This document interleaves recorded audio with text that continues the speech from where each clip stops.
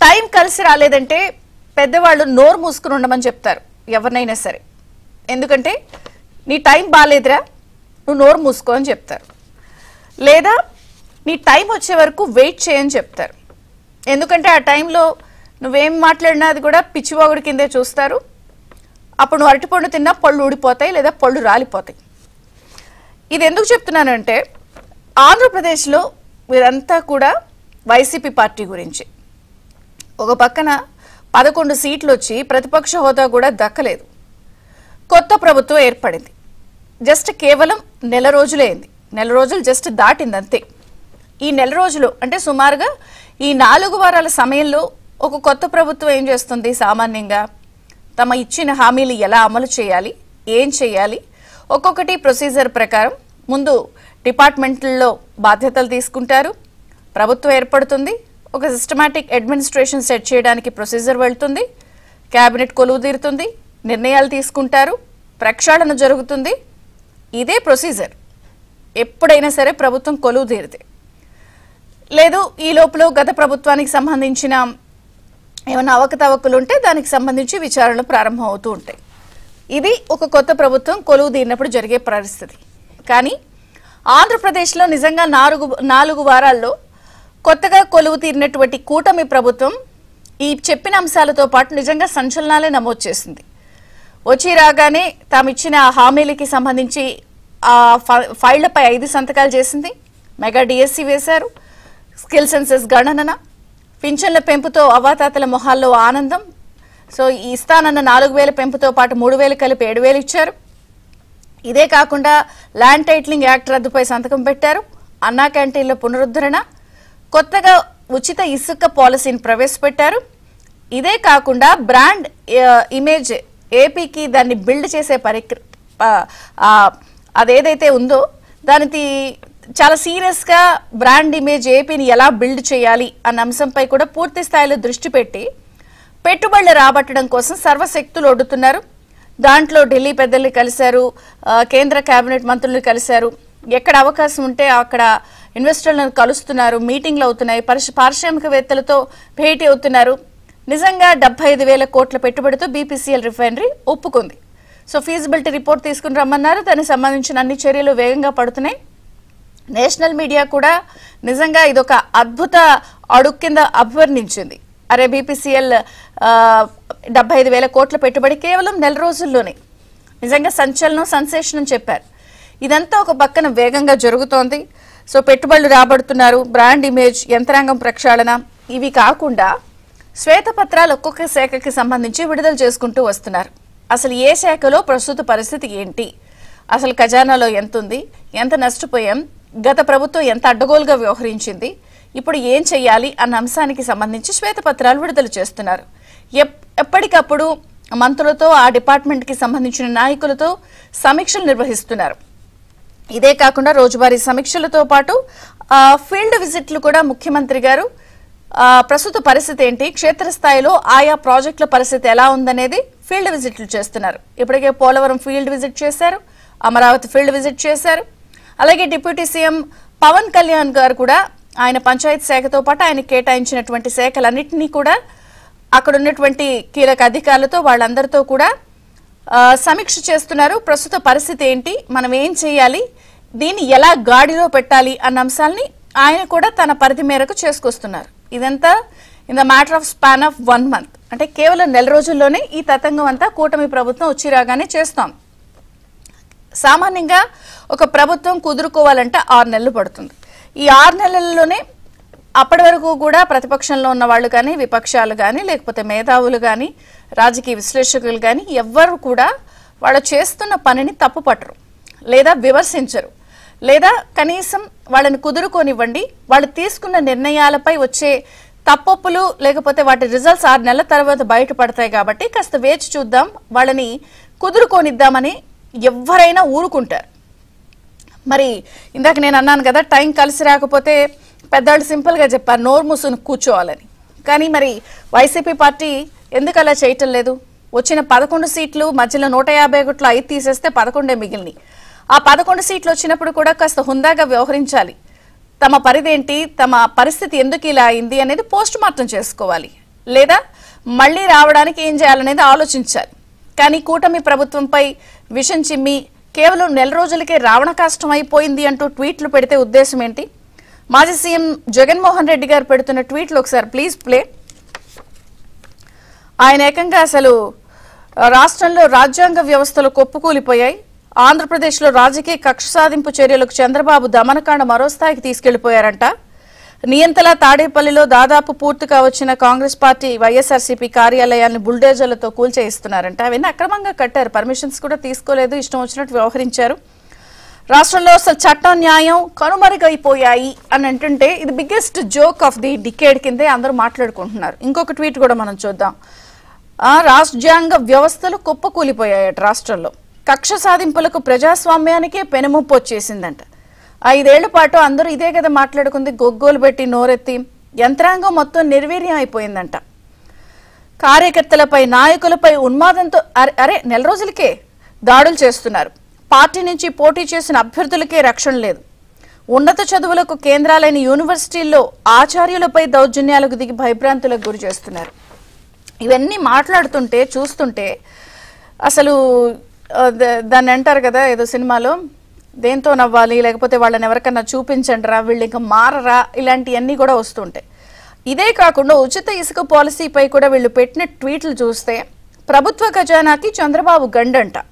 ఉచిత ఇసుక ముసుగులో వసూళ్లు, ఖజానాకు 750 కోట్ల నష్టం ఖజానాకంట. అసలు వారు తీసుకొచ్చిన పాలసీ వల్లే ప్రధానంగా ఓడిపోయారు అన్నది ఓపెన్ గా కనిపిస్తున్న వ్యవహారం. అసలు వైసీపీ ఓడిపోవడానికి ప్రధాన కారణాల్లో ఇసుక కూడా ఒకటి. అలాగే ఇంకా పూర్తి మార్గదర్శకాలే తల్లి వందనానికి విడుదల చేయలేదు ప్రభుత్వం. కానీ అందనం, ఒక్కరికి వందనం, అందరికీ యగనామం అంటూ కూడా వాళ్ళు ఇష్టం వచ్చినట్టు ట్వీట్లు పెట్టేస్తున్నారు. 30 రోజుల్లో రాష్ట్రం రావణ కష్టం అయిపోయిందంట. అసలు నెల రోజులకి రావణ కష్టం ఎలా అయిపోతుందో, అసలు ఏపీలో అదుపు తప్పిన లా అండ్ ఆర్డర్, ఈ ట్వీట్లన్నీ చూస్తుంటే అసలు ఒక రకంగా మరి విమర్శలు ఎందుకు చేస్తున్నారు, తమ పరిస్థితి ఏంటి, ఎలా ఉన్నాం, మనం చెప్పే పరిస్థితుల్లో అంటే నమ్మే పరిస్థితిలో ఉన్నారా అనేది వాళ్ళు సమీక్షించుకోవట్లేదు. నెల రోజుల వ్యవధిలో ఇన్ని వ్యవహారాల్లో ముందడుగులో కూటమి ప్రభుత్వం దూసుకు వెళ్తున్నా అర్థం కాకుండా ఇష్టం వచ్చినట్టు మాట్లాడుతున్నా ఇవన్నీ ఒక ఎత్తు అయితే వైసీపీ సంగతి అలా ఉంచితే నిన్న మనం చూసాం వీకెండ్ కామెంట్ బై ఆర్కే కొత్త పలుకులో ఆంధ్రజ్యోతి సంస్థల ఎండి వేమూరు రాధాకృష్ణ గారు కూడా ఆయన చాలా డీటెయిల్డ్గా రాశారు. వైసీపీతో పాటు టీడీపీలో కొంత అత్యుత్సాహంతో ఉన్న వాళ్ళు కూడా, అతివాద మనస్తత్వం కలిగిన వాళ్ళు కూడా ఇష్టం వచ్చినట్టు పన్నుకు పన్ను కన్నుకు కన్ను అన్నట్టుగా వ్యవహరిస్తూ ట్వీట్లు పెట్టేస్తున్నారు, ఆవేశపడిపోతున్నారు. జగన్కు ఒక అర్జెంటుగా శిక్షలు వేసేయాలని ప్రయత్నిస్తున్నారు. ఇది ఎంతవరకు కరెక్ట్? అసలు వాళ్ళు అలా చేశారనే కదా ప్రభుత్వం 151లో మధ్యలో 5 తీసి 11 ఇచ్చినప్పుడు, ఇప్పుడు అఖండ మెజారిటీ ఇచ్చినటువంటి కూటమి ప్రభుత్వం కూడా అలాగే వ్యవహరిస్తే వాళ్ళకి మనకి తేడా ఉంటూ చాలా సున్నిత విశ్లేషణ చేసుకుంటూ ఆయన వచ్చారు. మరి మొత్తానికి నెల రోజుల ప్రభుత్వంపై వైసీపీ ఎందుకు కడుపుమంట ప్రదర్శిస్తోంది, తమను తాము ఎందుకు సమీక్షించుకోవటం లేదు, ఎందుకు ఈ స్థాయిలో జరుగుతున్న మంచి లేకపోతే వస్తున్న పెట్టుబడులు ఇవన్నీ కనిపించటం లేదా, మొత్తంగా వీళ్ళిక మారరా అన్నది చర్చనీయాంశమవుతున్న నేపథ్యంలో కేవలం నెల రోజులకే కూటమి ప్రభుత్వంపై వైసీపీ ఎందుకు కడుపు మంట విషం చిమ్ముతూ వారు చేస్తున్న పనులను అడ్డుకుంటూ భయపడుతున్నారు, లేదా ఎట్లా చూడాలి ఇదంతా కూడా? కనీసం వాళ్ళని కుదురుకోనివ్వకుండా కూడా చేస్తున్న మంచి వ్యవహారాలను కూడా విమర్శించడాన్ని సర్వత్రా వాళ్లే నవ్వులు పాలవుతున్న వేళ ఈ అంశాలను చర్చిద్దాం. మనతో పాటు జాయిన్ అయ్యారు సీనియర్ జర్నలిస్ట్, ప్రముఖ రాజకీయ విశ్లేషకులు విక్రమ్ పోలా గారు, టీడీపీ నుంచి మాజీ మంత్రి కేఎస్ జవహర్ గారు, జనసేన నుంచి ఎల్మంచిలి ఎమ్మెల్యే సుందర విజయ్ కుమార్ గారు. అందరికీ స్వాగతం అండి. వాళ్ళ ఎమ్మెల్యే గారితో ప్రారంభిద్దాం, ఎందుకంటే వాళ్ళ ప్రభుత్వంపై కూడా అసలు నానా మాటలు అంటున్నారు కాబట్టి. ఎమ్మెల్యే గారు నమస్తే, బ్రేక్ఫాస్ట్ న్యూస్ కి స్వాగతం. ఎట్లా చూడాలి? మంచికి పోతే చెడుకు ఎదురవుతుందని మీరు చేస్తున్న ఎన్ని తప్పు, నెల రోజుల్లోనే రాష్ట్రం రావణ కష్టం అయిపోయింది, సర్వనాశనం అయిపోయింది, భ్రష్టుపట్ ఇవి అంటే నేను అల్లేపోతున్నాను కానీ ట్వీట్లన్నీ ఇవే మీ ప్రభుత్వం మీద. అసలు ఈ ప్రభుత్వం ఉందా? దౌర్జన్యాలు, దోపిడీ, ఖజానాకు గండంట, నెల రోజుల్లో మీరు చేసిన వ్యవహారాల మీద వస్తున్న విమర్శలు ఇవి అని నేను అన్నట్లా వైసీపీ అంటాను. మేడం మీకు అలాగే ప్యానెల్లో ఉన్న మిత్రులకి, ఏబిఎన్ వీక్షకులకి అందరికి కూడా నమస్కారం అండి. డెఫినెట్గా మరి మేము ఇప్పుడు లాస్ట్ 5 సంవత్సరాలు ఏం చేశారో ప్రజలకు తెలుసు. ఎప్పుడు ఎక్కడ ఇవ్వలేని తీర్పు ఆంధ్రప్రదేశ్ రాష్ట్రంలో ఇచ్చారు. ఆంధ్రప్రదేశ్ రాష్ట్రంలో అంటే ఎంత క్లారిటీగా ప్రజలు ఉన్నారు అనే దానికి మొత్తం భారతదేశమే కాదు ప్రపంచ దేశాలు కూడా 2024 ఎన్నికలు నేర్చుకున్నాయి. ఏదో ఫ్రీబీస్ ఇచ్చేద్దామో లేకపోతే డబ్బుతోని ఓట్లు కొనేద్దామో లేకపోతే ఇంకోటి అనుకునే రాజకీయాల్లో వెళ్ళే వాళ్ళకి కాదు. మా ప్రయారిటీస్ వేరు. రాజ్యాంగాన్ని ప్రజాస్వామ్యాన్ని మేము ఎప్పుడు కూడా లైవ్లో రక్షించుకుంటూ ఉంటాము, దానికోసం ఏదన్నా చేస్తాము మేము అనేది ప్రజలు ఇచ్చిన తీర్పు అసలు ఎప్పుడు కూడా ఊహించలేని తీర్పు. అంటే 2019 నుంచి 24 వరకు చేసిన దీనికి అదొక మ్యాండేట్ అండి. ఇది డెఫినెట్గా ఇప్పుడు వాళ్ళకి వ్యతిరేకమే. అంటే వాళ్ళు ఇప్పుడు కూడా ఎక్స్పెక్ట్ చేస్తుంది ఏంటంటే 19 నుంచి 24 వరకు ఎలాగైతే ఉందో అలా ఉండాలి, కానీ దాన్ని మీరు చెడగొడితే ఎలా అనే పరిస్థితుల్లో జగన్మోహన్ రెడ్డి అంటున్నాడు. అది వాస్తవమే కదా. ఆయన ఉన్న సిస్టమ్ని చెడగొడితే దాన్ని బాగు చేసినప్పుడు ఆయనకి వ్యతిరేకమే కదా. మేము సిస్టమ్ని బాగు చేస్తున్నప్పుడు డెఫినెట్గా ఆయనకి నచ్చని పనిది. డెఫినెట్గా ఆయనే కదా. ఎవ్వరు ఈ ఆంధ్రప్రదేశ్ రాష్ట్రంలో ఎవ్వరు కూడా విషం కక్కరు. కేవలం ఒక్క జగన్మోహన్ రెడ్డి మాత్రమే కక్కుతాడు. ఎందుకంటే ఆయనకి ఇష్టం ఉండదు. ఆయనకి నచ్చినట్టు ఇప్పుడు చేసుకుంటూ వెళ్ళాలి. ఎవరిని రేప్ చేసినా కూడా ఏం పట్టించుకునే పరిస్థితి ఉండకూడదు. ఎవరిని హత్యలు చేసినా కూడా పట్టించుకునే పరిస్థితి ఉండకూడదు. రోడ్ల మీదకి వచ్చి గంజాయిలు తాగి ఇష్టానుసారంగా చేస్తే ఇవన్నీ. అయితే ఈ 1 month దీంట్లో కూడా అలాంటివి ఉన్నా కూడా అది కంటిన్యూషను. అక్కడి నుంచి లాస్ట్ 5 yearsలో అలవాటు పడిన ప్రాణాలు ఈ నెల రోజుల్లో కూడా మారింది అనేది ఊహించట్లేదు వాళ్ళు. సో డెఫినెట్గా ఈ ప్రభుత్వం ఎట్టి పరిస్థితుల్లో అలాంటి వాళ్ళని అనగదొక్కుతుంది. లా అండ్ ఆర్డర్ చేతుల్లో తీసుకునేటప్పుడు అక్కడక్కడ కొంత ఇంకా మేకపోతు గాంభీర్యం ప్రదర్శిస్తున్నారు. ఎట్టి పరిస్థితుల్లో అలాంటి వ్యక్తులకి మాత్రం ఆంధ్రప్రదేశ్లో చోటు లేదు. వాస్తవం ఇది. దీనికి మేము మా ప్రభుత్వం ఎక్కడి వరకన్నా వెళ్తుంది, లా అండ్ ఆర్డర్ చేతుల్లో తీసుకుంటుంది, అంత అవుతుంది.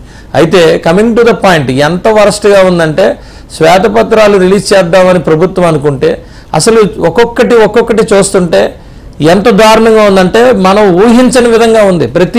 ప్రతి అంశము, ప్రతి శాఖ, ప్రతి అంశము ఎంత దౌర్భాగ్యం అంటే కేంద్రం నుంచి ఇచ్చిన నిధులు కూడా మ్యాచింగ్ ఫండ్స్లో కూడా కనీసం అవి కూడా వాడుకోలేని పరిస్థితి, దౌర్భాగ్యమైన పరిస్థితుల్లో ఈ 2019-24 మధ్యలో ఉన్న ప్రభుత్వం చేసింది అంటే ఆశ్చర్యం. అంటే కొత్తగా ఎమ్మెల్యే అయిన నాకే ఆశ్చర్యంగా ఉంది.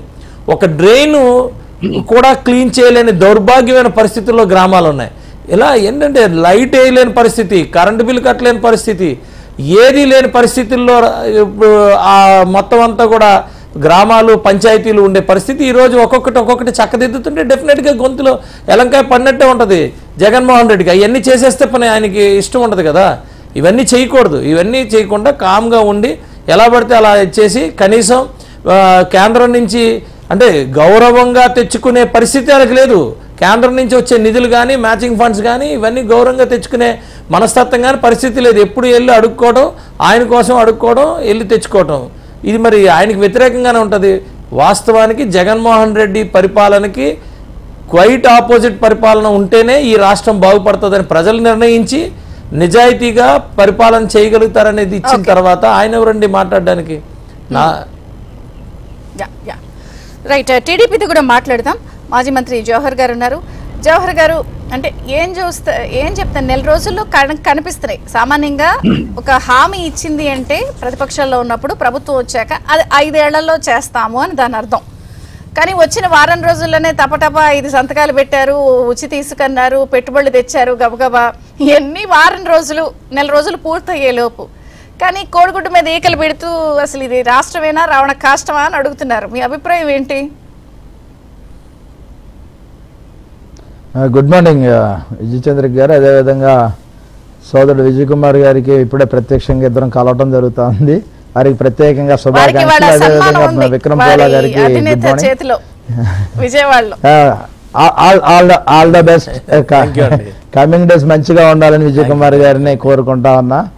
అదేవిధంగా ఈరోజు రాష్ట్రం పరిస్థితి చూసినప్పుడు భారతదేశంలో ఉన్నటువంటి చారిత్రాత్మక అంశాలను కూడా మనం తీసుకోవాల్సినటువంటి పరిస్థితి ఉంది. ఈ దేశం మీద దండయాత్రకు వచ్చినటువంటి విదేశీయులకి, అదేవిధంగా జగన్మోహన్ రెడ్డి ఈ రాష్ట్రంలో పరిపాలించిన 5 సంవత్సరాలకి పెద్ద తేడా లేదనైతే నేనైతే ఒక ఉపాధ్యాయుడిగా గతంలో పనిచేసిన సందర్భంలో నాకున్నటువంటి అనుభవంతో చెప్తా ఉన్నాను. ఎందుకంటే దోపిడీకి ఏ విధంగా విదేశీయులు ఆఖరికి ఆంగ్లేయులతో సహా ఏ విధంగా వచ్చేసి ఇక్కడ సంపదను ఏ విధంగా దోచుకుని వెళ్ళిపోయారనే దానికి, అదేవిధంగా 2024లో జరిగిన ఎన్నికల్లో స్వతంత్ర పోరాటానికి ఏ విధంగా ప్రజలందరూ కలిసి వచ్చారు, ఆ స్వాతంత్ర పోరాట ఫలితాలు ఏ విధంగా ఈరోజు ఉన్నాయి. వచ్చిన తర్వాత వెంటనే పటేల్ లాంటి ఏదైతే దృఢ చిత్తం ఉన్నటువంటి నాయకుడు చంద్రబాబు నాయుడు గారు ఈరోజు ఈ రాష్ట్రాన్ని పునర్నిర్మాణం చేసేటటువంటి సందర్భంలో పునర్నిర్మాణం చేస్తూ వెళ్తూ ఉంటే, బాగు చేసుకుంటూ పోతూ ఉంటే వాళ్ళ సహజంగా ఉన్నటువంటి ఈర్ష్య కానీ అసూయ కానీ ఇవన్నీ ఉంటే, దాంతోపాటుగా విధ్వంసం చేసినటువంటి వ్యవస్థలు ఏదైతే ఉన్నాయో వాటిని గాడిలో పెట్టే సందర్భంలో శ్వేతపత్రాలు విడుదల చేస్తూ ఉన్నా. ఆ శ్వేతపత్రాలు విడుదల చేసే సందర్భంలో ఖచ్చితంగా తమ తప్పులు ఎక్కడ బయటపడతాయనే ఒక ఆందోళన ఇదంతా కూడా వాళ్ళకి కనపడతా ఉంది.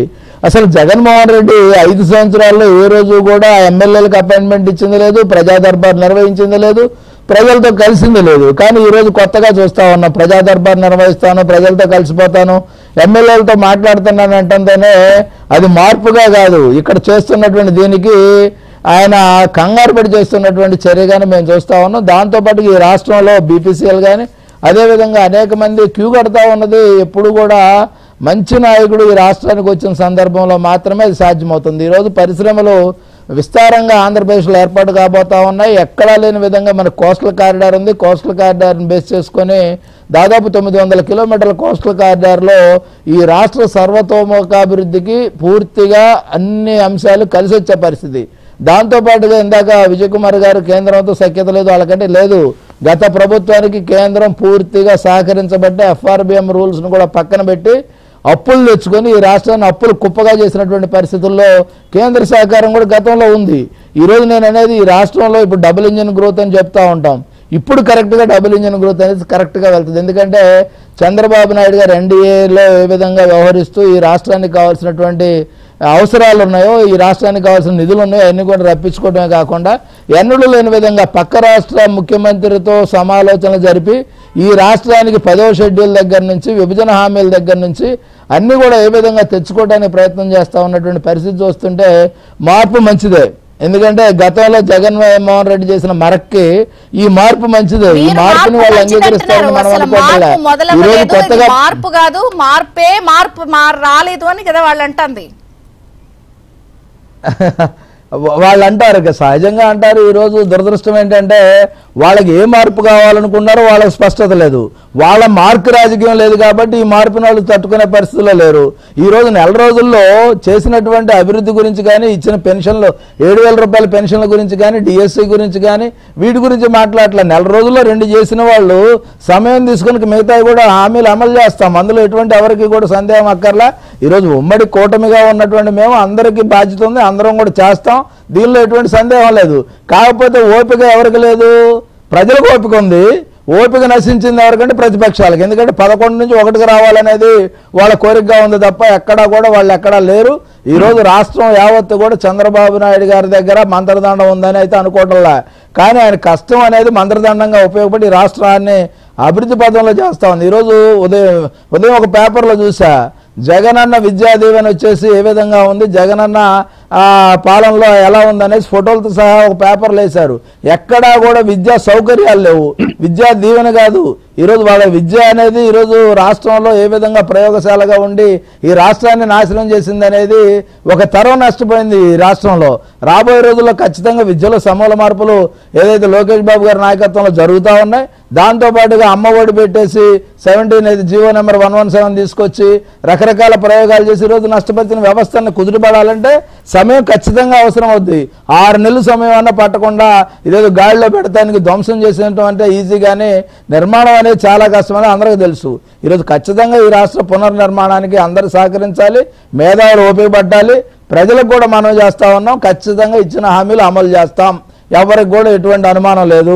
నెల రోజుల పాలనలో శాంపిల్, ఎందుకంటే అన్నం మొత్తం ఉడికిందా లేదా చూడక్కర్లా, ఒక మెతుకు పెట్టుకుంటే సరిపోదు. 7,000 రూపాయలు పెన్షన్ ఇస్తానన్నాం, ఇంటికి వచ్చి ఇస్తానన్నాం, ఏ వ్యవస్థ లేకపోయినా ఇంటికి వెళ్ళి 7,000 నేరుగా మొదటి రోజే 97% పైగా ఇచ్చినటువంటి పరిస్థితుల్లో చంద్రబాబు నాయుడు గారి పాలన ఏ విధంగా ఉండబోతుంది, ఈ రాష్ట్రం ఏ విధంగా అభివృద్ధి చెందబోతా ఉంది, పారిశ్రామిక రంగం, విద్యారంగం, అదేవిధంగా సంక్షేమ రంగం ఖచ్చితంగా అభివృద్ధి చెందుతా, ఎవరికి డౌటే లేదు.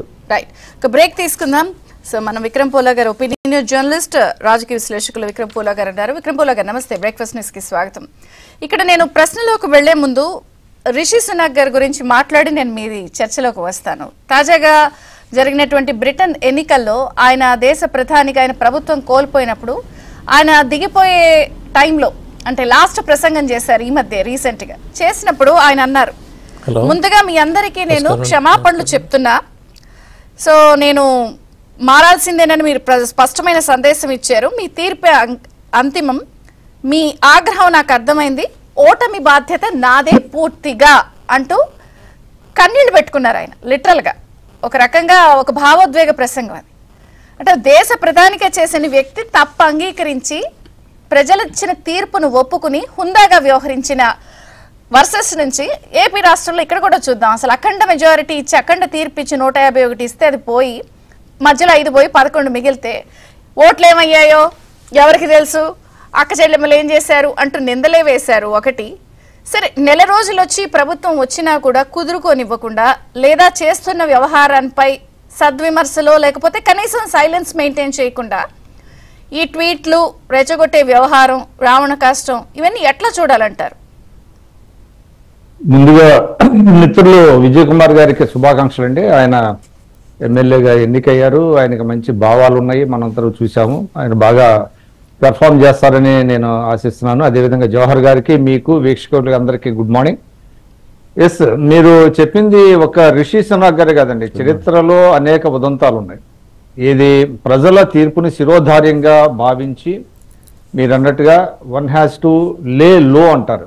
అంటే కొన్నాళ్ళ పాటు కూడా ఆ ప్రజా తీర్పుని గమనించి ఒక సమీక్ష అనేటువంటిది చేసుకోవాలండి. అంటే ప్రాబ్లం ఏంటంటే జగన్మోహన్ రెడ్డి గారికి ఆయనకి అసలు ఆయన పార్టీని ఏ విధంగా రన్ చేయాలనేది ఆయనకి అసలు హీ హ్యాస్ నో క్లూ అనమాట. అది అతిపెద్ద సమస్య. ఇవాళ ఎన్నికల ఫలితాలు వచ్చి నెల రోజులు దాటిని ఆయన కనీసం ఒక సమీక్షా సమావేశాన్ని తమ పార్టీలో ముఖ్యులను పిలిచి, అదేవిధంగా జిల్లాల వారీగా ఓడిపోయినటువంటి వాళ్ళని పిలిపించి ఎందుకు ఓటమి చెందాము, ఎక్కడ తప్పులు జరిగాయి అనేది ఒక సమీక్షా సమావేశం జరుపుకోవాలండి. అది ఏ పార్టీ అయినా చేస్తుంది. అది ఇమ్మీడియట్గా, అది ప్రాధాన్యత. ఆయనకి ప్రాధాన్యతలు తెలియవు, పరిపాలనలో ప్రాధాన్యతలు తెలియవు, ప్రతిపక్షంలోకి వచ్చాక ప్రాధాన్యతలు తెలియవు. చిన్న ఉదాహరణ ఏంటంటే, ఇటీవల తెలంగాణ కాంగ్రెస్లో ఎందుకు ఓటమి చెందారనే దాని మీద ఒక కురియన్ గారితో ఒక కమిటీ వేశారు. పీజే కురియన్ మనకు తెలుసు, రాజ్యసభ వైస్ చైర్మన్ చేశారు ఆయన, సీనియర్ కాంగ్రెస్ నాయకుడు. ఆయనతో ఒక కమిటీ వేస్తే ఆ కమిటీ ఇక్కడికి వచ్చి ఒక 2 రోజులు ఓడిపోయిన అభ్యర్థులందరినీ పిలిపించి ఆ ఓటమికి గల కారణాలని వాళ్ళు పూర్తి స్థాయిలో సమీక్షించి వెళ్ళి మళ్ళీ ఇంకొక దఫా మళ్ళీ కూర్చుంటాము, చర్చిస్తాము అని వాళ్ళు వెళ్ళారు. ఇది ఒక democratic process with in the పార్టీలో ఆ సమీక్షా సమావేశాలు. ఎందుకంటే అభ్యర్థులు చెప్తారు ఆ లోపాలు ఎక్కడ జరిగినాయి, ఏ ప్రభుత్వ పరంగా లోపాలు జరిగినాయి, ఇతరత్ర లోపాలు జరిగినాయి, ఎందుకు ప్రజల ఆగ్రహాన్ని చవి చూడాల్సి వచ్చింది, ఎక్కడ తప్పులు జరిగితే వాటిని సరిదిద్దుకోవాలి ఇన్ ది నియర్ ఫ్యూచర్ అనే దాని మీద పూర్తిగా ఒక సమాచారం, ఒక ఫీడ్బ్యాక్ని తీసుకుంటారండి. అది ప్రజాస్వామిక లక్షణం ఏ పార్టీకైనా. కానీ దురదృష్టవశాత్తు జగన్మోహన్ రెడ్డి గారి ప్రభుత్వానికి ఆ ప్రజాస్వామిక లక్షణం లేదు, ఆయనకి లేదు, అలా ఉండాలనేటువంటి ఆలోచన కూడా ఆయనకి లేదు. అందువల్లనే మీరు అన్నట్టుగా, అదేవిధంగా జవహర్ గారు అన్నట్టుగా ఒక 6 నెలలు మామూలుగా సాధారణంగా ఏంటంటే ఎక్కడైనా కూడా 6 నెలల పాటు అసలు ఎక్కడ మాట్లాడరు. అంటే ప్రభుత్వాన్ని పనిచేయనిస్తారు, ఒక కుదురుకొనిస్తారు. ముందు పరిపాలనా వ్యవస్థలని చంద్రబాబు నాయుడు గారు గాడిలో పెట్టుకుంటారు. ఎందుకంటే ఒక డెలివరీ సిస్టమ్ అనేది ఉండాలి అని అంటే ఏది ఇవ్వాలన్నా ఒక అధికార యంత్రాంగం సవ్యంగా పనిచేయాల్సినటువంటి అవసరం ఉంది. ప్రభుత్వంలో దాదాపుగా కీలకమైనటువంటి 46 శాఖలు ఉంటాయండి. ఆ 46 శాఖలు ఖచ్చితంగా పనిచేస్తేనే ప్రజలకి ఆ డెలివరీ సిస్టమ్ కరెక్ట్గా ఉంటేనే ఆ లబ్ధి అనేటువంటిది చేకూరుతుంది, అదేవిధంగా పరిపాలన సవ్యంగా సాగుతుంది. అది లేకుండా ఇవాళ మనం చూసాము, అధికారులు ఏకపక్షంగా 5 ఏళ్ల పాటు చేసినటువంటి పరిస్థితుల్లో ఇవాళ రీషఫుల్ చేసుకుంటున్నారు. ఎవరు సమర్థులో అధికారులను గుర్తించి వాళ్ళని తెచ్చుకొని మిగతా వాళ్ళని పక్కకు పంపించి అంటగాగిన వాళ్ళని అధికార పార్టీతో రాజ్యాంగాన్ని లెక్క చేయకుండా, రూల్ ఆఫ్ లాని లెక్క చేయకుండా అంటగాగినటువంటి అధికారులందరినీ పక్కన పెట్టి సమర్థుల్ని ఉన్న వాళ్ళల్లో సమర్థుల్ని తెచ్చుకునే ప్రక్రియ ఇంకా జరుగుతున్నటువంటి నేపథ్యంలో ఆ విధంగా ఆయన మాట్లాడటంలో అయితే ఆశ్చర్యం లేదు. ఎందుకంటే మొట్టమొదటి నుంచి మనం చూస్తున్నాం కదా, ఆయనకి ప్రాధాన్యతలు తెలియవు, పార్టీని ఏ విధంగా రన్ చేయాలో తెలియదు. అందుకనే డే 1 నుంచే మొత్తం ఏదో జరిగిపోతుంది ఇక్కడ అనేటువంటిది చూస్తున్నారు. అంతే తప్ప కొన్నాళ్ళు మనం ముందు మన సమీక్ష, మన ఇల్లు చక్కదిద్దుకుందాము, తర్వాత ప్రభుత్వం మీద విమర్శలు చేద్దాం అనేటువంటిది ఉన్నది. ఇవాళ నాకు చాలా మంది, నాకు తెలియని వాళ్ళు కూడా కొంతమంది వైఎస్ఆర్సీపీలో నాకు పరిచయాలు కూడా లేవు, వాళ్ళు ఫోన్లు చేస్తున్నారు. మీరు సీనియర్ జర్నలిస్ట్ కదా, ఏంటి మా ఓటమి గురించి మీరు ఏమనుకుంటున్నారు అని అన్నప్పుడు వాళ్ళే చెప్తున్నారు, జగన్మోహన్ రెడ్డి గారికి పార్టీని రన్ చేయడం తెలియదండి, కనీసం మమ్మల్ని ఇప్పటి వరకు పిలవలేదు, మమ్మల్ని నాశనం చేశాడు అని కొంతమంది, వాళ్ళు ఎవరో కూడా నాకు తెలియనటువంటి పరిస్థితుల్లో. అంటే ఆ పార్టీలో ఏం జరుగుతున్నది, అసలు అది పార్టీ ఉన్నదా లేదా అనేటువంటి దాని మీద కూడా అందరూ కూడా చర్చించుకుంటున్నటువంటి పరిస్థితి. సరే, వాళ్ళకి ఏదో మీడియా ఉంది కాబట్టి ఆ మీడియా ద్వారా ప్రభుత్వం ఏదో జరిగిపోతుంది అని చెప్తున్నారు. ఇవాళ ఒక్క విషయం అండి, చంద్రబాబు నాయుడు గారి సమర్థత గురించి అందరికీ తెలుసు. అయితే నేను ఒక చిన్న పాయింట్, అంటే ఒక నాయకుడు ఏ విధంగా వ్యవహరిస్తాడనే దానికి ఒక చిన్న ఉదాహరణ ఏంటంటే, ఇవాళ బాంబే వెళ్ళారు, అంబానీ, అనంత అంబానీ పెళ్లికి వెళ్ళారు వాళ్ళని ఆశీర్వదించడానికి. వెళ్ళి ఆయన వెంటనే వచ్చేసేలా స్వామి కార్యం స్వకార్యం అన్నట్టుగా అక్కడ మహారాష్ట్ర ముఖ్యమంత్రి గారితో సమావేశం జరిపారు. ఎందుకు నేను చెప్తున్నానంటే, ఎవ్రీ ఆపర్చునిటీలో అది ప్రజలకు ఉపయోగపడే విధంగా ఆయన మలుచుకుంటాడు. ఆయన ఢిల్లీ వెళ్ళారు, 2 రోజులు ఎక్కే గడప దిగే గడప అన్నట్టుగా కేంద్ర మంత్రులు అందరినీ కలిసి ఇట్టవే కాకుండా అక్కడ ఉన్నతాధికారులకి ఆయన ఒక చిన్న విందు లాంటిది ఇచ్చి రాష్ట్రాన్ని సహకరించమన్నారు. అదేవిధంగా నీతి ఆయోగ్ పనాగరియాతో ఆయన భేటీ అయ్యారు. ఎందుకు నేను చెప్తున్నానంటే, ఊరికే just for the sake of ఏదో ఇంప్రెస్ చేయడానికి, ప్రజల్ని ఇంప్రెస్ చేయడానికో లేకపోతే అదేదో మొక్కుబడిగానో కాకుండా సిన్సియర్ గా పరిపాలన బాగా జరగాలి. ఎందుకు ఈ మధ్య మనం చూసాం బెంగళూరు ఎయిర్పోర్ట్ లో కూడా అక్కడ ఉన్న వాళ్ళందరినీ కూడా మీటింగ్ పెట్టేసుకున్నారు ఆ గ్యాప్ లో, లాంజ్ లో.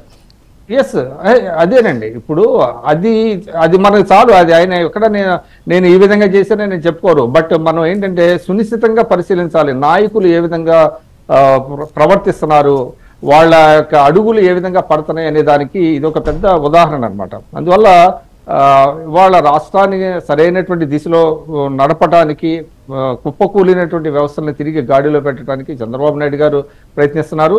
సరే, నిన్న ఆర్కే గారు వ్యాసం కూడా నేను చదివాను, అది కరెక్టే. ఇక్కడ ఎందుకంటే అత్యుత్సాహంతో ఉన్నారు కొంతమంది నాయకులు కావచ్చు, అంటే ద్వితీయ శ్రేణి నాయకులు. ప్రాబ్లం ఏమవుతుందంటే, గత 5 సంవత్సరాలుగా వాళ్ళు చాలా సఫకేటింగ్ గా ఫీల్ అయ్యి అనేక రకాలైనటువంటి దాడులకు లోనేటువంటి నేపథ్యంలో కొంతమంది సహజంగానే ఉంటుంది, అది నాయకులు కూడా నియంత్రించలేనటువంటి పరిస్థితి ఉంటుంది. అయితే ఇప్పటికే చంద్రబాబు నాయుడు గారు 1-2 సార్లు చెప్పారు, దానికి అది మంచిది కూడా కాదు, ఆ విధమైనటువంటి రిటాలియేషను, అదే పంటికి పన్ను కంటికి కన్ను అనేది అది మధ్యయుగాల వాటి సంస్కృతి తప్ప ప్రజాస్వామ్యంలో అది దానికి తావులేదు. అది అంటే చంద్రబాబు నాయుడు గారిని చాలా మంది విమర్శిస్తున్నారు, ఆయన ఎప్పుడు అంతే, ఆయన చాలా సాఫ్ట్ గా ఉంటారంటే ఆయన ప్రయారిటీస్ వేరు. ఇక్కడ గమనించాల్సింది ఏంటంటే, ఇప్పుడు ఏదో కక్ష సాధింపు చర్యల వల్ల ఒరిగేది ఏముండదు. ఈ law will take its own course, law has to take its own course. అందువల్ల చట్టానికి అది వదిలిపెట్టేయాలి, పరిపాలన మీద దృష్టి పెట్టి ముందుకు వెళ్లాల్సినటువంటి పరిస్థితి ఉన్నది. అందువల్ల సరే, ఇప్పుడు ఏదో జరిగిపోతుంది, ఇసుక ఉచితం అన్నారు, ఇసుకని ఇంటికి ఖజానాకి నష్టం వచ్చేసింది, ఇది పాలసీయా అని అంటున్నారు.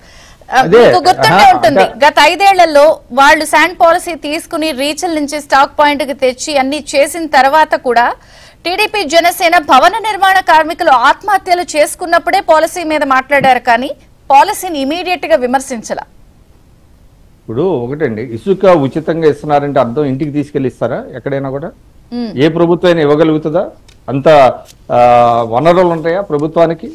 కాబట్టి ఎవరికి ఉచితంగా ఇస్తున్నారు, అది రకరకాల మార్గాల్లో మీరు తీసుకెళ్ళండి అని చెప్తున్నారు. దానికి ఎంతో ఖర్చు అవుతుంది, ట్రాన్స్పోర్టేషన్ ఖర్చు అవుతుంది. ఆ ట్రాన్స్పోర్టేషన్ కాస్ట్ కూడా ప్రభుత్వం భరించాలి అని అనటం అనేది చాలా హాస్యాస్పదంగా ఉంది. అందుకనే వాళ్ళని విమర్శ చేసేటప్పుడు కూడా అది సహేతుకమైనటువంటి విమర్శ ప్రజల్లోకి కరెక్ట్గా వెళ్తుందా లేదా, లేకపోతే అది బూమరాంగ్ అవుతుందా? ఇప్పుడు ఇంకోటి చాలా కీలకమైనటువంటి పాయింట్ ఇక్కడ నేను చెప్పదలుచుకున్నాను ఏంటంటే, ఎన్నికల ముందు ప్రజలు స్పందించిన దానికంటే కూడా ఇప్పుడు బయటపడుతున్నటువంటి ఏదైతే అక్రమాలు, అవినీతి ఉన్నదో దీని మీద వాళ్ళ ఇంకా చాలా ఎక్కువగా స్పందిస్తున్నారు. అసలు ఇంత దారుణాలు జరిగినాయా అనేటువంటిది అసలు ఆశ్చర్యపోతున్నారు అనమాట. ఇవాళే మనం చూసాము, గనుల శాఖలో 19,000 కోట్లు దోపిడీ జరిగింది అనేటువంటిది. అసలు ఒక్కొక్కటి బయటకు వస్తుంటే ఎన్నికల ముందు కంటే కూడా ప్రజలు అసలు ఇటువంటి ప్రభుత్వం ఉంటుందా మనకి, అసలు దేశంలోనే ఇటువంటి ఎప్పుడన్నా చరిత్రలో ఎక్కడా లేదు, ఇంత దారుణమైనటువంటి ప్రభుత్వం ఉన్న దాఖలాలు ఎక్కడా లేదు. ఇవాళ జగన్మోహన్ రెడ్డి గారికి ఒక పార్టీ అటువంటి రికార్డు ఒకటి సృష్టించింది. ఇక పోను ఇంకా బయటపడతాయి, ప్రజల్లో కూడా ఎన్లైటన్ అయ్యారు. చెప్పండి విక్రమ్ బోలా గారు, ఇప్పుడు మీరు ఎన్నో ప్రభుత్వాలు చూశారు అండ్ వర్క్ చేశారు జర్నలిస్ట్ గా, అంటే గడిచిన 5 ఏళ్ల ప్రభుత్వానికి ఈ నెల రోజులు వచ్చిన పెర్ఫార్మెన్స్ కి చూసినప్పుడు ఎలా, లేదా గతంలో ఇలా ప్రభుత్వాలు మారినప్పుడు వాళ్ళు ఆపోజిట్ గా ఉన్న వాళ్ళు ఎలా వ్యవహరించారు? ఇప్పుడు చంద్రబాబు నాయుడు గారు ఒక మాట చెప్తున్నారండి, నేను 95 లో చంద్రబాబు నాయుడు సిబిఎన్ అవుతాను అని చెప్తున్నారు. 95 అయిన సెప్టెంబర్ 1వ తారీఖున ముఖ్యమంత్రి అయ్యారు. 94లో ఎన్టీ రామారావు గారి ప్రభుత్వం వచ్చింది. అయితే ఆయన మేము దగ్గరుండే అప్పుడు మేము చూసాము ఆయన ఏ విధంగా పరిపాలన వ్యవస్థని గాడిలో పెట్టడం అనేటువంటిది చాలా కీలకం అండి. ఎందుకంటే మన వ్యవస్థలో ఒక ప్రతి వాళ్ళు ఏంటంటే ఒక అంటే స్టేటస్ కో అంటారు, ఆ స్టేటస్ కోకి అలవాటు పడతారు. అంటే యథాతథ స్థితిని కొనసాగించడానికి అధికార యంత్రాంగం ఇష్టపడుతుంది. ఒక మార్పుని ఆహ్వానించడం అనేటువంటిది ఆ మార్పు దగ్గర ఒక ఫ్రిక్షన్ వస్తుంది. దానికి ఇది కాదు సార్, ఇది జరగదండి, ఇట్లా కష్టం అండి, ఇట్లా చెప్తా ఉంటారు అన్నమాట. ఆ మార్పుని అడ్డుకుంటా ఉంటారు. అటువంటి పరిస్థితి గతంలో 95లో చంద్రబాబు నాయుడు గారు ఎదుర్కొన్నారు. అయినప్పటికీ ఆయన ఒక దృఢ నిశ్చయంతో మనం మార్పును ఆహ్వానించాలి, నాకు ఈ పని కావాలి, మీరు పని చేయాలి, మీ మైండ్ సెట్ మారాలంటే చాలా మంది నొచ్చుకున్నారు, కొంతమంది సీనియర్ ఐఏఎస్ అధికారులు. కానీ సీఎం గారు ఏం ఆలోచిస్తున్నారు, ఆయనకి ఏం కావాలి అనేది క్రమంగా వాళ్ళకి అర్థమైన తర్వాత ఆయన ఏంటంటే కేవలం ఆర్డర్స్ వేసి ఏదో ఇంట్లో కూర్చోవటం కాదు, ఆయన క్షేత్రస్థాయికి వెళ్ళారు. మనకు తెలుసు శ్రమదానం అని చెప్పి, జన్మభూమి అని చెప్పి, ఫైళ్ల వారోత్సవాలు అని చెప్పి, క్లీన్ అండ్ గ్రీన్, ఇటువంటి అన్ని ప్రజల భాగస్వామ్యాన్ని ప్రజలతో కూడా భాగస్వామ్యం చేశారు. అదేవిధంగా అధికార యంత్రాంగాన్ని కాన్ఫిడెన్స్లోకి తీసుకున్నారు, వాళ్ళకి కావలసినటువంటి ఇవి కూడా ఇచ్చారు. తర్వాత టెక్నాలజీని ఉపయోగించుకున్నారు, అప్పుడు కొత్తగా వస్తున్నటువంటి టెక్నాలజీని. ఇది ఆయన 95లో చంద్రబాబు నాయుడు గారు ఏంటి అనేటువంటిది. అట్లాగా చాలా వేగంగా అడుగులేశారు, అందరినీ కలుపుకున్నారు అభివృద్ధిలో. అంటే ప్రభుత్వం వేరు ప్రజలు వేరు అనేటువంటిది ఉండేదండి గతంలో. ప్రజలకి ఏంటంటే ప్రభుత్వం మనకేం సంబంధం అనుకునేవాడు ప్రజలు, కానీ ప్రజల భాగస్వామ్యం, ప్రజలు వేరు ప్రభుత్వం వేరు కాదు, ప్రజలు part and parcel of the government, వాళ్ళకు బాధ్యత ఉన్నది, వాళ్ళని మనం దీంట్లో వాళ్ళని కూడా భాగస్వామ్యం చేయాలని ప్రజల భాగస్వామ్యంతో ఆయన అనేకమైనటువంటి కార్యక్రమాలు చేపట్టారు. అందువల్లనే ఆయన సఫలమయ్యారు. ఇప్పుడు ఆయన తిరిగి దాన్ని రిపీట్ చేస్తామని చెప్తున్నారు. ఇది ఒక మంచి ఆహ్వానించదగినటువంటి చర్య. దానివల్ల ఎప్పుడైతే మీరు ప్రజలను కాన్ఫిడెన్స్, ఇవాళ వైట్ పేపర్స్ కూడా ఏంటి, వైట్ పేపర్స్ అంటే అర్థం ఏంటి, వాస్తవిక పరిస్థితులు, అంటే ఆయా రంగాల్లో వాస్తవిక పరిస్థితులు ఏమున్నాయో ప్రజలకు తెలియాలండి. ఇవాళ మనకి బిగ్గెస్ట్ క్యాజువాలిటీ ఏంటంటే జగన్మోహన్ రెడ్డి గారి గవర్నమెంట్లో పారదర్శకత లేదు, అసలు ఏం జరుగుతుందో ఎవరికి తెలియదు. అందువల్ల ఇవాళకి ఇంతకీ ఎన్ని అప్పులు ఉన్నాయో కూడా తెలియనటువంటి పరిస్థితుల్లోనే ఇవాళ ఉంది అని అంటే పారదర్శకత అనేది పెద్ద బిగ్గెస్ట్ క్యాజువాలిటీ అయింది. అందువల్ల ఇవాళ వైట్ పేపర్స్ ని ఆయన బయటికి తీసుకురావటం అనేటువంటిది కూడా అందుకే ప్రజలకు ప్రతిదీ థ్రెడ్ గా తెలియాలి, థ్రెడ్ గా డిస్కస్ చేయాలి, వాళ్ళతో చర్చించిన తర్వాత నిర్ణయాలు తీసుకోవాలనే క్రమంలోనే ఈ వైట్ పేపర్స్ అనేటువంటిది పబ్లిష్ చేస్తున్నారు. విజయ్ కుమార్ గారు, ఇప్పుడు దాదాపుగా వార్తలన్నీ కూడా చూస్తే భూదందా ఆఫ్ కేర్ ఆఫ్ విశాఖ, మీ విశాఖ కేంద్రంగానే బేబత్సాలన్నీ జరిగినాయి అని వార్తలు వస్తున్నాయి. విలువైన భూముల్లో పరివారం అంతా జవహర్ రెడ్డి, ధనుంజయ రెడ్డి, విజయసాయి రెడ్డి గారిది అయితే 2-3 రోజుల నుంచి వస్తున్న కథ కమామిషు కహానీలు అవన్నీ అసలు అవి వేరే లెవెల్. ఇవన్నీ వస్తున్నా కూడా వాటికి ఎక్కడ సమాధానాలు చెప్పటల్లా ఉక్రోషంగా మీ మీద పడుతున్నారు. అంటే ఏంటి, ఎలా చూడాలి? ఇప్పుడు విజయసాయి రెడ్డి గారు ఇప్పుడు 11 ప్రెస్ మీట్ పెడతారంట.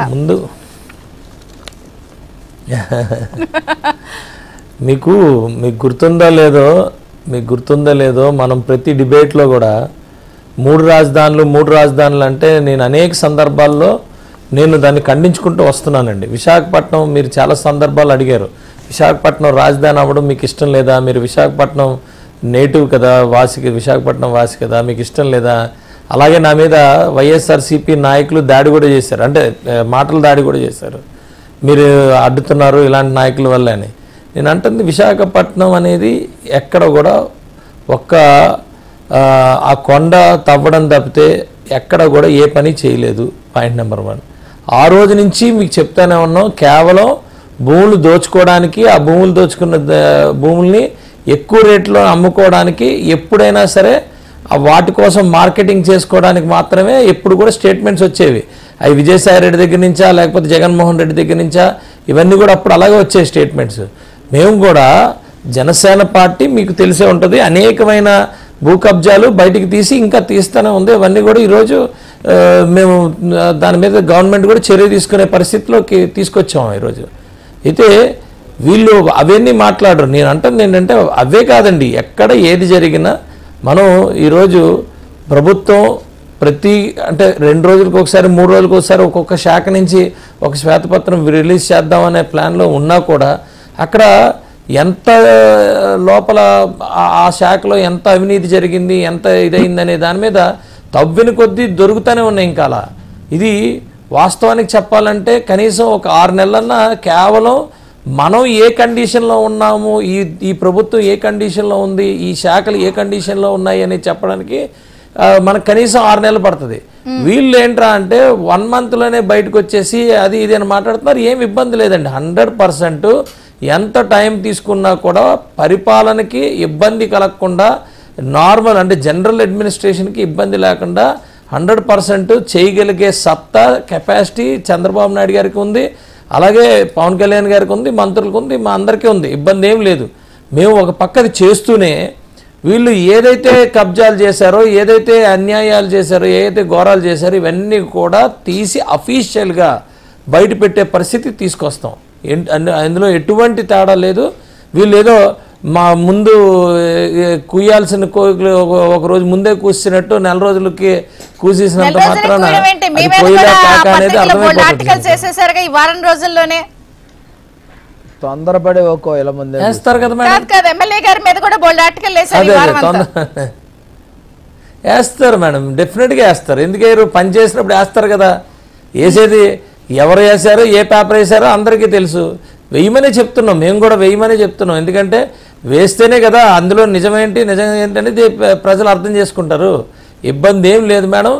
ఈ జడిపెంపులు ఇవన్నీ కూడా ఏమి ఇబ్బంది ఏం లేదు. 100% మేము వర్క్ చేయాలని మేము మామూలుగా కాదు, 16 సంవత్సరాలు కష్టపడి మేము ప్రజల దగ్గర నుంచి నేను యాక్సెప్టెన్సీ తీసుకొని ఈరోజు ఎమ్మెల్యే అయినోడిని. ఎట్టి పరిస్థితుల్లో నేను ఏదైతే మా నియోజకవర్గానికి చేయాల్సింది ఏదైతే అనుకున్నామో అది 100% మంచి చేసి అభివృద్ధి చేసి చూపిస్తాం. ఎట్టి పరిస్థితుల్లో ఏదో ఒక పేపర్ వేసింది కదా, ఎవరో ఒకరు వార్త వేశారు కదా అంటే ఆ నిజాలు ప్రజలకు తెలుస్తాయి, ప్రజల దగ్గర ఉంటాయి. గవర్నర్ కూడా రాష్ట్రంలో శాంతి భద్రతలు లేవని. అవునండి, నీకు కాదనట్లా. ఇప్పుడు నేను అంటుంది ఏంటంటే నిన్న విశాఖపట్నంలో కానిస్టేబుల్ని కొట్టారు. ఎవరు కొట్టారు? ఒక డ్రంకన్, ఒక పూర్తిగా తాగేసిన వ్యక్తికి కొట్టాడు. 1 సింగిల్ డేలోనో 1 మంత్లోనో ఆయన పూర్తిగా ఆ కండిషన్లోకి వెళ్ళిపోలేదు కదా. వాళ్ళ పాలసీ ఆ గంజాయిలు, ఆ మద్యం ఇయర్స్ టుగెదర్ ఆయన ఆ కండిషన్లోకి తీసుకొచ్చిన ప్రభుత్వం ఎవరిది? డెఫినెట్గా అరికట్టే పరిస్థితి తీసుకొచ్చాయి. ఈరోజు గంజాయి ఎక్కడ కూడా దొరకకుండా చేస్తున్నాం. ఎందుకంటే గంజాయి మీద ఉక్కుపాదం వేసి మరీ మామూలుగా లేదండి. ఎవరైనా సరే, ఏ మంత్రి అయినా, కేవలం హోంమంత్రి ఒకలే కాదు కానీ ఏ మంత్రి అయినా, ఏ ఎమ్మెల్యే అయినా మేము చాలా క్లారిటీగా ఐడెంటిఫై చేసాం, స్పాట్స్ ఐడెంటిఫై చేసాం, ఎవరైతే కన్జ్యూమ్ చేస్తున్నారో ఐడెంటిఫై చేసాం, ఎవరైతే ప్రొడ్యూస్ చేస్తున్నారో ఐడెంటిఫై చేసాం. ఏ స్థాయిలోనున్నా కూడా దాన్ని పూర్తిగా అరికట్టే పరిస్థితులకు తీసుకొస్తున్నాం. కానీ ఇది over period of time availability తీసుకొచ్చి ఒక 2-3 years 4 years అవైలబిలిటీ తీసుకొచ్చి మొత్తం చాలామందిని విపరీతంగా పాడు చేసిన ప్రభుత్వాలు ఈరోజు 1 సింగిల్ డేలోని ఇది అవ్వాలంటే అది అందరికీ తెలుసు ప్రజలకు. 100% అరికడతాం. సైమల్టేనియస్ గా వెళ్తున్నారు కదా. ఇంకొక పక్కన కొంత టీడీపీకి సంబంధించో లేదా జనసేన కార్యకర్తలు సోషల్ మీడియాలో కొంత వేసేయాలి, వీళ్ళని పనిష్మెంట్లు ఇచ్చేయాలి ఇవన్నీ అంటున్నారు కదా. ఈ ఆవేశాన్ని ఎట్లా చూస్తారు? అంటే దుష్ట శిక్షణ శిష్టాక్షణ జరిగిపోవాలంటున్నారు. ఈ అంశంపై జనసేన టీడీపీ ఏకాభిప్రాయంతో ఉందా? అంటే క్యాడర్ ఏమో ఒకలాగా ఉన్నారు, లీడర్లు ఒకలా ఉన్నారు. అంటే ఒక్కటైతే చెప్తాను మేడం, అభిప్రాయాలు మనం వ్యక్తపరచడంలో తప్పులేదు. కానీ అది లా అండ్ ఆర్డర్కి అఘాతంగా ఉండేటట్టు అయితే మాత్రం అభిప్రాయాలు మేము రెండు పార్టీలు అంటే మేము ఇప్పుడు ఎన్డీఏ ఎమ్మెల్యేలమే ఎన్డీఏ ప్రభుత్వం కాబట్టి మా ఈ మూడు పార్టీలకు కూడా కార్యకర్తలు సమన్వయంగా వాళ్ళు పరుచుకొని వాళ్ళు కొంచెం ఓపికతో ఉండాలి అనే దాని మీద మేము క్లారిటీ ఇస్తున్నాం. ఒకటి మేము చాలా క్లారిటీ, అది పవన్ కళ్యాణ్ గారు కానీ చంద్రబాబు నాయుడు గారు కానీ లోకేష్ గారు కానీ లేకపోతే మనోహర్ గారు కానీ ఎవరైనా చెప్పేది ఇదే చెప్తున్నాం. Point number 1. రెండో పాయింట్, ఎట్టి పరిస్థితుల్లో ఎవరైతే తప్పు చేశారో వాళ్ళు 100% శిక్ష అనేది అనుభవించాలి. కొత్తగా అయితే మేమేమి ఎవరి మీద కక్ష సాధింపులు అయితే ఉండవు, అది వాస్తవం. అయితే వాళ్ళందరూ కూడా ఈ 5 సంవత్సరాలు కూడా వాళ్ళందరేంటి మేము కూడా ప్రాణాలకు తెగించే మనం ఎదిరించాం. అన్యాయాలు జరుగుతుంటే దాన్ని ఎదిరించాం. మీరు కూడా ఈవెన్ ప్రెస్లో ఉండి అనేక సందర్భాల్లో ఏబిఎన్ ఆఫీసులకు కూడా వచ్చి అల్లరిమోకలు వచ్చి రౌడీలు వచ్చి దాడులు చేసిన కూడా మన దగ్గర ఉన్నాయి. అలాగే TV5 కానీ ఎవరైనా ఏ ప్రెస్ అయినా ఎవరైతే ఎక్కడైతే అన్యాయం బయట పెట్టారో అప్పుడు అందరి మీద ఉన్నాయి. 100% మన లైఫ్ని రిస్క్లో పెట్టుకొని వాటికి రెడీ అయిపోయి మనం ఈ 5 సంవత్సరాలు కూడా మనం ప్రజల కోసం గొంతెత్తాం, అది వాస్తవం.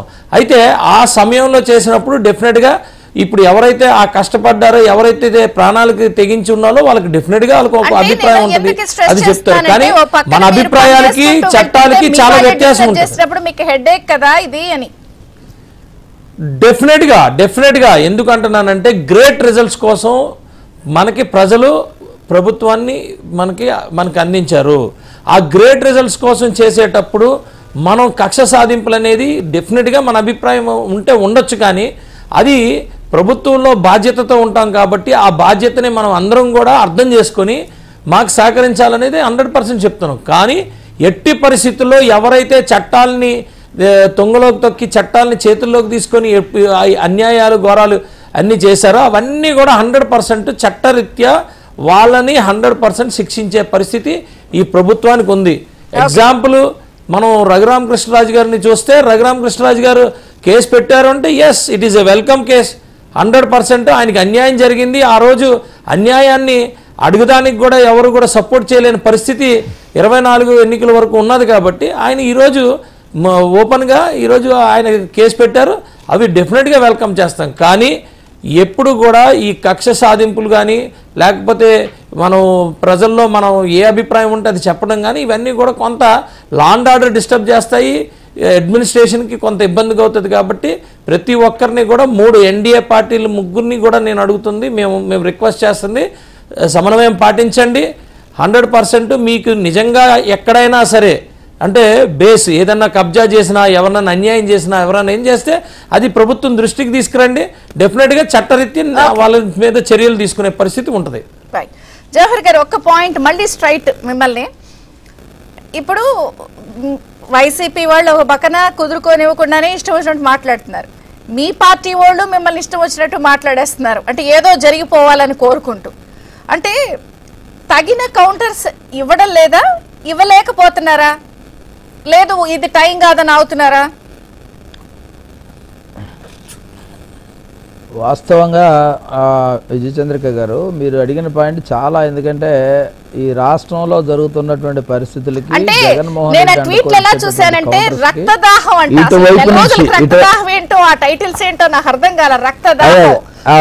చూస్తున్న హోంమంత్రి అంటే ఇట్లాంటి టైటిల్స్ వస్తున్నాయి బ్యానర్లు. ఇటువైపు నుంచి కౌంటర్ అనేది మా వాళ్ళు పూర్తిగా దృష్టి పెట్టిన మాట మాత్రం అంగీకరించాల్సినటువంటి పరిస్థితి, దానిలో ఎటువంటి అనుమానం లేదు. ఎందుకంటే చెప్పగా అబద్ధం కూడా నిజమయ్యే పరిస్థితి ఉంది. ఖచ్చితంగా ఇప్పుడు మా వాళ్ళు కూడా మాట్లాడాలి, సోషల్ మీడియా వేదికగా దానికి సరైన కౌంటర్స్ ఇవ్వాల్సినటువంటి అవసరం ఉంది. ఎందుకంటే ఈ రాష్ట్రంలో జరుగుతున్నటువంటి పరిస్థితులు, దాంతోపాటుగా ఈరోజు మా కార్యకర్తలు కానీ సెకండ్ క్యాడర్ కానీ ఏదైతే ఆశిస్తూ ఉన్నారో ప్రజాస్వామ్య దేశంలో కానీ ప్రజాస్వామ్య రాష్ట్రంలో కానీ సాధ్యం కాదనేది వాళ్ళకి తెలియాలి. ఎందుకంటే జగన్మోహన్ రెడ్డి, కిమ్ము వీళ్ళందరూ కూడా సహచరులు, సమకాలికులు. వాళ్ళు చేసిన పని మనం చేయాలంటే ఉత్తర కొరియాలో జరిగిన దక్షిణ కొరియాలో జరగాలంటే జరగదు. అదేవిధంగా ఇక్కడ కూడా జగన్మోహన్ రెడ్డి మారటంతో జగన్మోహన్ రెడ్డి పాలనలో ఉన్నటువంటి చంద్రయ్య హత్య కానీ, అదేవిధంగా ఇక్కడ డాక్టర్ సుధాకర్ కానీ, శిరోమండనాలు కానీ, వరప్రసాద్ కేసులు కానీ ఇవన్నీ కూడా తీసుకొని ఇప్పుడు మనం కూడా శిరోమండనాలు చేస్తే అది కుదిరే పని కాదు. ఖచ్చితంగా మా కార్యకర్తలు సమన్వయంతో ఉండాలి. దానికి ప్రతీకారం ఏదైతే చట్టపరంగా తీసుకోవాలి తప్ప వాళ్ళు కోరుకునే విధంగా రాదనేది వాళ్ళు కూడా అర్థం చేసుకోవాలి. ఎందుకంటే జరిగినటువంటి 5 సంవత్సరాల్లో జరిగినటువంటి డ్యామేజ్ అందరికీ తెలుసు. ప్రతీకారేచ్ఛతో రగులుతున్నటువంటి మా కేడర్ ఉన్నారు, వాళ్ళని కూడా సముదాయించాల్సినటువంటి పరిస్థితి. దాంతోపాటుగా ఇందాక మీరు ఒక చక్కటి ప్రశ్న అడిగారు నన్ను, ఎందుకంటే వాళ్ళు ట్వీట్ చేస్తూ ఉన్నారు, దానికి కౌంటర్ ఏంటి? ఎందుకంటే నిన్న నిమ్మల రామానాయుడు గారు బ్రహ్మాండంగా కౌంటర్ చేశారు. అలాగే అందరూ కూడా అన్ని డిపార్ట్మెంట్లో కూడా జగన్మోహన్ రెడ్డి గారిని వాళ్ళు అందుకోగలిగేటటువంటి నెల రోజులకి ఏం రక్తదాహం ఉంటుంది? అది వాళ్ళు కోరుకుంటుంది. అది దాన్ని ఏ విధంగా చేయాలనేది ఖచ్చితంగా చేయాలి. ఈరోజు మనం రాష్ట్రంలో కోల్పోయినటువంటి ప్రాభవం ఏదైతే ఉందో ఆ ప్రాభవాన్ని తిరిగి పునర్నిర్మాణం చేసుకోవాలి. ఈ రాష్ట్రం సురక్షితమైంది, పరిరక్షితమైంది, దాంతోపాటుగా డ్రగ్స్ రహితమైంది, దాంతోపాటుగా ఈ రాష్ట్రం డ్రగ్స్ హబ్గా ఉంది. ఎక్కడో మూలాలు తీసుకొచ్చి విజయవాడలో బయటపడినటువంటి సందర్భాలు ఉన్నాయి. వాటిని సమూలంగా మార్చాలంటే అది ఇప్పటికిప్పుడు అయ్యేది కాదనే విషయం కూడా వాళ్ళు అర్థం చేసుకోవాలి. ఖచ్చితంగా ఈ రాష్ట్రంలో మార్పు మొదలైంది. ఆ మార్పు అభివృద్ధి వైపు, సంక్షేమం వైపు, ఈ రాష్ట్రం సంపద వైపు జరుగుతూ ఉంది. సంపద సృష్టించిన తర్వాతే సంక్షేమం అవుద్ది. అప్పులు చేసే సంక్షేమం ఎక్కడా జరగదు. కాబట్టి ఖచ్చితంగా మా కేడర్ని కూడా కోరుతా ఉన్నాం, దాంతోపాటుగా మా నాయకులను కూడా కోరుతా ఉన్నాం. వాళ్ళు చెప్పగా ఏదైతే నిజమో కాబోతా ఉందో దాన్ని మనం వాస్తవాలు ప్రజలకు తెలియజేసే విధంగా మీరందరూ సోషల్ మీడియాలో కూడా ఉండాలి. ఖచ్చితంగా ఈ రాష్ట్ర బాగు కోసం చంద్రబాబు నాయుడు గారు పడుతున్నటువంటి శ్రమని ప్రజలకు అర్థమయ్యే భాషలో చెప్పాలి తప్ప మనం కోరుకున్నట్టుగా జరగకూడదు అనేది నా ఆకాంక్ష. చెప్పినా నమ్మే పరిస్థితి ఉండదు. ఒకటి, వాళ్ళు విశ్వాసం కోల్పోయారు ఇవన్నీ చేసి చెందిన.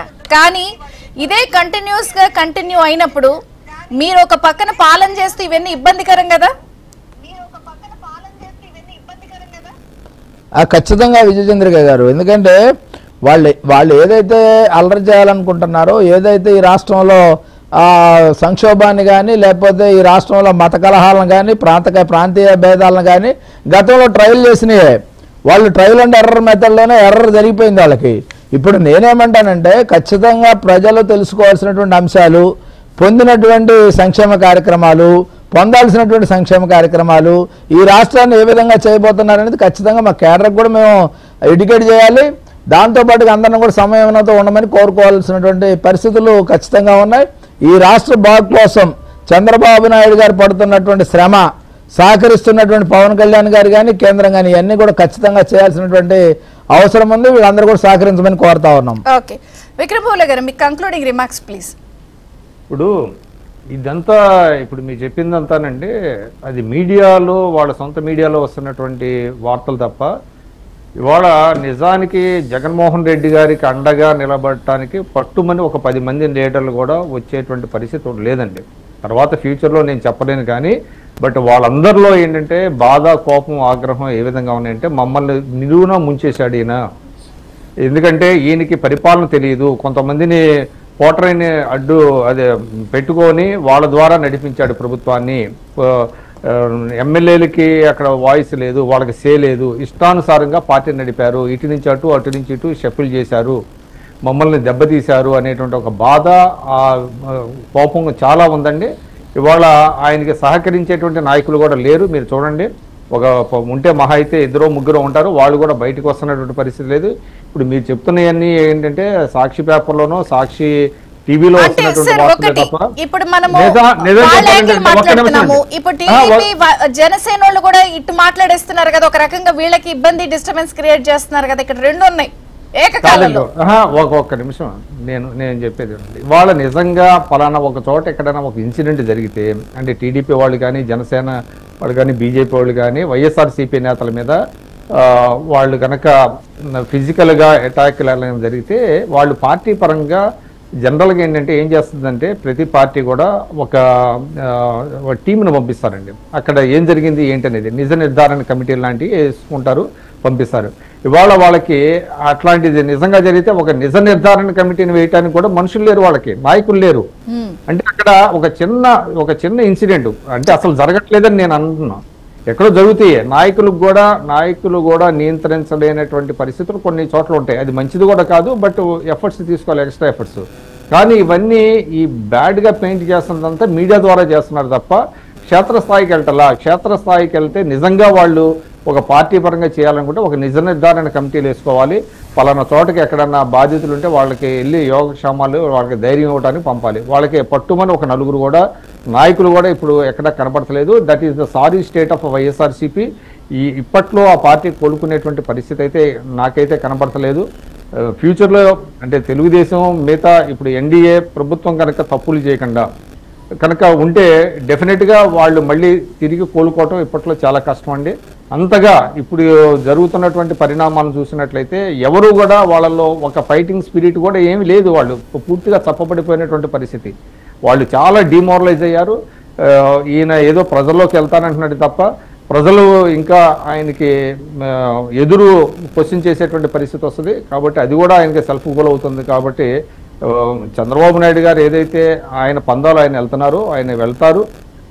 ఇంకోటి ఏంటంటే మంచి మార్పు మనం గమనిస్తుంది ఏంటంటే మంత్రులు బాగా పనిచేస్తున్నారండి. ఇది చాలా సంవత్సరాల తర్వాత నేను గమనిస్తుంది ఏంటంటే మంత్రులు చాలామంది ఇందాక చెప్పినటువంటి హోంమంత్రి అనిత గారు కావచ్చు, రామానాయుడు గారు కావచ్చు, మనోహర్ గారు కావచ్చు, అదేవిధంగా డోలా ఆంజనేయ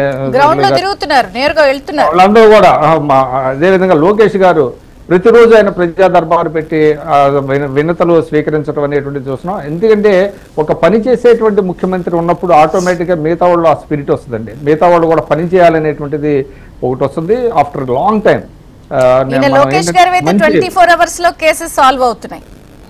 చేస్తున్నారు. ఆయన వెంటనే స్పందిస్తున్నారు. నిన్న కూడా మనం చూసాం కువైట్లో ఒక బాధితుడు ఉంటే మనకి చాలా బాధ వేసింది. వెంటనే ఆయన స్పందించి కేంద్ర ప్రభుత్వంతో సమన్వయం చేసుకొని ఆయనకి న్యాయం చేస్తామని ఒక భరోసా ఇవ్వగలిగారు. ఇది ఇప్పుడు జరుగుతున్నది చాలా మంచిగా వెళ్తుంది. అడుగులు బాగా ఒక పాజిటివ్ వేలో వెళ్తున్నటువంటి పరిస్థితి ఉంది. కాబట్టి ఇదేదో చిన్న చిన్న డిస్టర్బెన్సెస్ అవి మీడియా ద్వారా వస్తున్న డిస్టర్బెన్సెస్ తప్ప క్షేత్రస్థాయిలో లేదు. అట్లాని వీళ్ళు కూడా వాళ్ళ క్యాడర్కి కొంత సమన్వయం చేసుకుంటే అంటే సంయమనం పాటించమని ఒక కాల్ ఆల్రెడీ ఇచ్చారు. మిగతా నాయకులు కూడా అట్లాగా ఉంటే బాగుంటుంది. జవహర్ గారు 10 seconds చెప్పండి, వైండ్ అప్ చేద్దాం. Already running out of time. చిన్న పామునైనా పెద్ద కర్రతో కొట్టాలి, అంత ఆషామాషిగా చూస్తూ ఉండొద్దని మాత్రం మనం చేస్తా ఉన్నామ్మా. థ్యాంక్ యూ జవహర్ గారు, విక్రమ్ పోలా గారు, ఎమ్మెల్యే గారు, thank you and congratulations, all the best. మీకు కాసేపట్లో సన్మానం అనుకుంటా. Good luck. Thanks for joining. ఇది బ్రేక్ఫాస్ట్ న్యూస్. అప్డేట్స్ కొనసాగుతాయి. చూస్తూనే ఉండండి ABN.